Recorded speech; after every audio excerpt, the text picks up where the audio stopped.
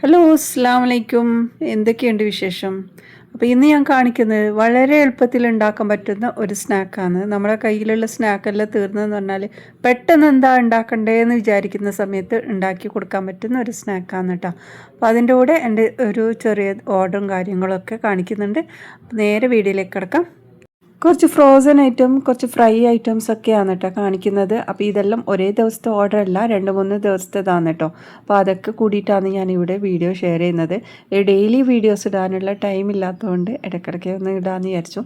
അപ്പോൾ ഇതാ ഫ്രോസൺ ആക്കാനുള്ള റോള് ഇതുപോലെ ഒന്ന് ഫില്ല് ചെയ്തിട്ട് നമ്മൾ മടക്കിയെടുക്കുകയാണ്. അപ്പോൾ ഇത് ചിക്കൻ ഇതാണ് കേട്ടോ, റോളാണ്. അപ്പോൾ ചിക്കൻ വെച്ചിട്ടാണ് ഞാൻ അധികം റോൾ ഉണ്ടാക്കുന്നത്. അപ്പോൾ ഇതെല്ലാം ഇവിടെ സെറ്റാക്കിയ ശേഷം ഞാൻ ഇതേ രീതിയിൽ ഫ്രീസറിൽ വെച്ച് ഒന്ന് ടൈറ്റായി കഴിഞ്ഞാൽ നമ്മൾ ബോക്സിലാക്കി വെക്കും. അങ്ങനെയാണ് കേട്ടോ. പിന്നെ കുറച്ച് കട്ട്ലറ്റും കൂടി ഉണ്ടാക്കാനുണ്ടായിരുന്നു. അപ്പോൾ കട്ട്ലറ്റിൻ്റെ പണികളെല്ലാം റെഡി ആയിട്ടുണ്ട്. അപ്പോൾ അങ്ങനെ ഓരോന്നായിട്ട് റെഡിയാക്കി വെക്കാമെന്ന്. റോളിന് ഒരുപാട് റെസിപ്പി ഉണ്ട് കേട്ടോ. പലതരത്തിലുള്ള റോൾ ഉണ്ടാക്കാറുണ്ട് ഞാൻ. ചീസൊക്കെ വെച്ചിട്ടുള്ളതും ഇല്ലാതെയും നോർമൽ സാധാരണ ഉള്ള റോളും അങ്ങനെ ഡിഫറെൻ്റ് ആയിട്ടുള്ള റോള് ഒക്കെ ഉണ്ടാക്കാനുണ്ട്. അപ്പോൾ ചാനലിൽ ഒരുപാട് ടൈപ്പുള്ള റോളിൻ്റെ റെസിപ്പിയൊക്കെ അപ്ലോഡ് ചെയ്തിട്ടുണ്ട്. കാണാത്തവരുണ്ട്, കണ്ടുപോയിക്കോളൂ കേട്ടോ. പിന്നെ കട്ട്ലറ്റ് ഇതുപോലെ ആക്കി വെച്ചത്. കട്ട്ലറ്റ് ഞാൻ അധികം ബീഫിൻ്റെയാണ് ഉണ്ടാക്കുന്നത്. പിന്നെ ആവശ്യക്കാരുണ്ടെങ്കിൽ അതുപോലെ മാറ്റി ഉണ്ടാക്കാറുണ്ട്. ഇതൊരു മസാലയാണ്, ഒരു സ്പെഷ്യൽ മസാലയാണ് കേട്ടോ. അപ്പോൾ ഞാൻ ഒരു കുക്കിംഗ് ക്ലാസ് സ്റ്റാർട്ട് ചെയ്യാം എന്ന് ഞാൻ കഴിഞ്ഞൊരു വീഡിയോയിൽ പറഞ്ഞിട്ടുണ്ടായിരുന്നു. അപ്പോൾ 2-3 ആൾക്കാർ അതിനെക്കുറിച്ച് അറിയാനെല്ലാം പറഞ്ഞിട്ടുണ്ട്. അപ്പോൾ നിങ്ങളെല്ലാവരും സപ്പോർട്ട് ഉണ്ടെങ്കിൽ ഞാൻ തീർച്ചയായും അത് കണ്ടിന്യൂ ചെയ്യണമെന്ന് വിചാരിക്കുന്നു. അപ്പോൾ നിങ്ങൾ ആവശ്യക്കാരുണ്ടെങ്കിൽ ഇൻസ്റ്റാഗ്രാമിൽ ഒരു DM മെസ്സേജ് ചെയ്താൽ മതി കേട്ടോ. അപ്പോൾ എല്ലാവരും സപ്പോർട്ടും കൂടി ഉണ്ടെങ്കിൽ മാത്രമേ നമുക്ക് ഇതൊക്കെ നടക്കുകയുള്ളൂ. അപ്പോൾ ഒരുപാട് ആൾക്കാരുടെ സംശയവും കാര്യമെല്ലാം ആയതുകൊണ്ടാണ് ഒരു ക്ലാസ് വെച്ചാൽ തന്നെ നല്ലതാവും എന്ന് വിചാരിച്ചിട്ട് അങ്ങനെ ചെയ്യുന്നത്. നമ്മുടെ സ്പെഷ്യൽ മസാലയൊക്കെ റെഡി ആയിട്ടുണ്ട്. ഇത് ഞാൻ മുമ്പ് കാണിച്ച ഒരു റെസിപ്പീൻ്റെ സെയിം മസാലയാണ്. മസാലയൊക്കെ കറക്റ്റ് സെയിം ആണ്. പക്ഷെ അതിൻ്റെ ഡോ ഉണ്ടല്ലോ, അത് ചെറിയൊരു വ്യത്യാസം വരുത്തിയിട്ടാണ് ഈ ഒരു പ്രാവശ്യം ഞാൻ ഉണ്ടാക്കിയത്. കാരണം ഒരു ചെറിയതായിട്ട് എണ്ണ കുടിക്കുന്ന പോലെ തോന്നി. നല്ലൊരു ബ്രെഡൊക്കെ ഫില്ല് ചെയ്ത ആ ഒരു ടൈപ്പാണ് ആ ഒരു സ്നാക്ക് ഉള്ളത്. പക്ഷെ ബ്രെഡല്ല, അങ്ങനെയാണ്. അപ്പോൾ അത് സവാളയൊക്കെ ചെറുതായി കട്ട് ചെയ്ത് നമ്മളെ വെജിറ്റബിൾസും എല്ലാം റെഡിയാക്കിയിട്ടാണ് ഞാൻ ഈ ഒരു സ്നാക്ക് ഉണ്ടാക്കാൻ കഴിഞ്ഞത്. അപ്പോൾ അത് മാവെല്ലാം കുഴച്ച് റെഡിയാക്കി വെച്ചിട്ടുണ്ട്. ഇനി ഇതൊന്ന് പരത്തിട്ട് നമ്മൾ ഫില്ലിംഗ് എല്ലാം ചെയ്തിട്ട് ഷേപ്പാക്കി എടുക്കണം. അതാണ് ചെയ്യുന്നത്. അപ്പോൾ ഇതുപോലെ ചെറിയതായിട്ട് പരത്തിയെടുത്തിട്ടുണ്ട്. എന്നിട്ട് നമ്മുടെ മസാല ഫില്ല് ചെയ്ത് കൊടുക്കാം. ഇത് ചീസ് വെച്ചിട്ടും വെക്കാതെയും ചെയ്യാം കേട്ടോ. ഞാൻ ചീസ് വെച്ചിട്ടല്ല, നോർമൽ തന്നെ ചെയ്തതാണ്. പക്ഷെ കഴിക്കുമ്പോൾ മനസ്സിലാവില്ല, അത് നല്ലൊരു ക്രീമി ആയിട്ടുള്ള ഒരു മസാലയാണ്. ഇത് ഞാൻ മുമ്പ് അപ്ലോഡ് ചെയ്തതാണ്. പക്ഷേ ഇതിൻ്റെ പേര് എന്താണെന്നുള്ളതൊന്നും ചോദിക്കാൻ പാടില്ല, കാരണം പേരിട്ടിട്ടില്ല. അതിലെന്തെങ്കിലും നല്ല പേരുണ്ടെങ്കിൽ നിങ്ങളൊന്ന് പറയട്ടോ. അപ്പോൾ ചിക്കൻ വെച്ചിട്ടുള്ള ഒരു സ്പെഷ്യൽ സ്നാക്കാണ് കേട്ടോ ഇത്. അപ്പോൾ അത് റെഡിയാക്കി എടുക്കുന്നുണ്ടത്. പിന്നെ നമ്മൾക്ക് ഉണ്ടാക്കാനുള്ളത് കുറച്ച് ഇറച്ചിപ്പത്തിരിയാണ്. അതിന് വേണ്ടിയിട്ടുള്ളതൊക്കെ പരത്തി എല്ലാം ഇന്നത്തേതൊക്കെ പരത്തിയിട്ട് റെഡിയാക്കുന്നതാണ്. അപ്പോൾ അതിൻ്റെ ഓരോരോ പണിയുണ്ട്.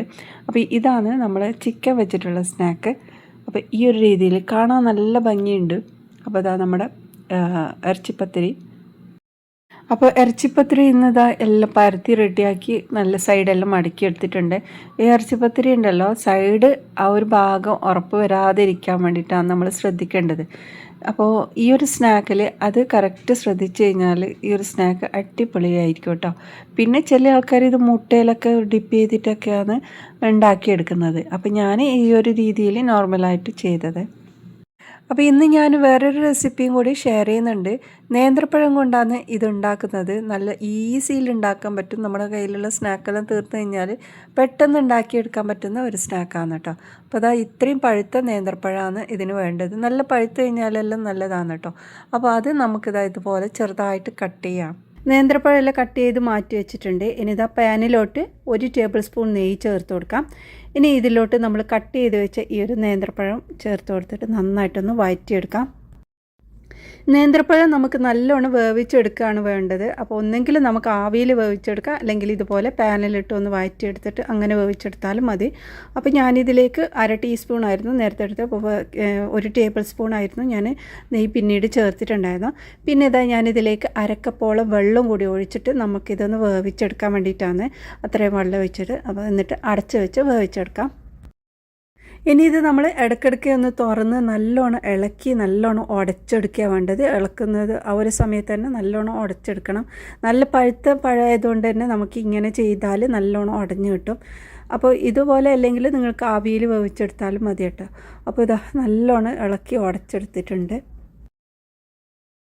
ഇനി നമുക്കിതിലേക്ക് കുറച്ച് പഞ്ചസാര ചേർത്ത് കൊടുക്കാം. അപ്പോൾ ഇവിടെ ഞാൻ 1/4 കപ്പ് പഞ്ചസാരയാണ് ചേർത്തത്. നമ്മുടെ പഴത്തിൻ്റെ മധുരത്തിനനുസരിച്ചിട്ട് ചേർത്ത് കൊടുക്കണം.